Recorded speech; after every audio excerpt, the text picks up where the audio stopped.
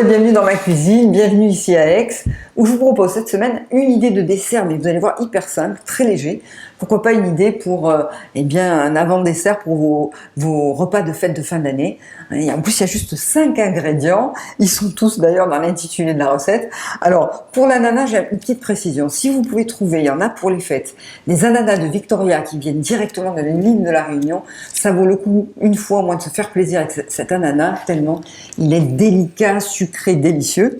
Ensuite, chez le primeur, eh bien, vous allez trouver aussi de la menthe fraîche, des citrons verts. Prenez le sucre que vous avez à la maison, un peu de rhum pour la gourmandise, 5 minutes de préparation et c'est parti. Alors pour découper l'ananas, on va le couper, on va le peler à vif, comme on dit, comme ça.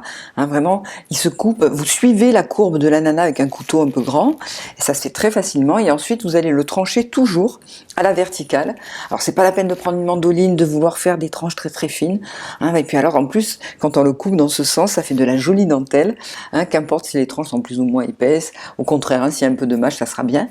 Et même avec un petit ananas Victoria, ce sont toujours des ananas de moins d'1 kilo, vous allez pouvoir largement faire 4 belles assiettes. Alors d'abord, vous déposez vos tranches d'ananas au fond de l'assiette, comme ça, joliment.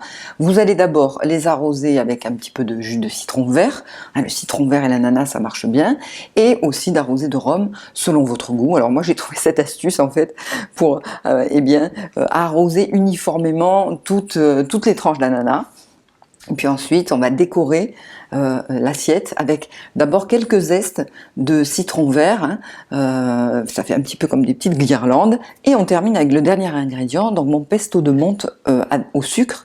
Alors vous allez voir, pour ça vous prenez un petit peu de sucre, alors cassonade ou pas, hein, ce que vous avez à la maison, quelques feuilles de menthe, j'ai une belle poignée de feuilles de menthe bien sèches, hein, si vous l'avez rincée, essuyez-la bien, vous les mincez comme ça grossièrement, soit vous mettez le tout dans un petit robot mixeur, soit moi là j'ai pris un pilon, je trouvais que ça faisait joli pour la vidéo, hein, donc j'ai mis une petite cuillère à soupe de sucre, c'est pas la peine d'en mettre trop, hein, une grosse poignée de menthe, et comme ça, alors au robot, en mixant 30 secondes, tout de suite vous allez obtenir une pâte, voilà, comme ça, bien lisse, ça sent bon en plus cette menthe.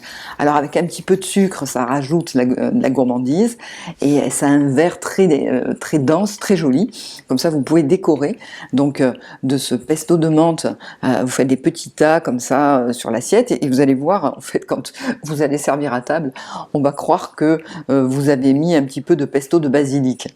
Voilà, et puis alors c'est la surprise quand on goûte, parce que je vous assure, hein, le mélange du citron vert avec la menthe un petit peu sucrée, le rhum, eh bien ça développe tous les arômes de cet ananas Victoria qui est vraiment délicieux, à tester absolument, et bon appétit.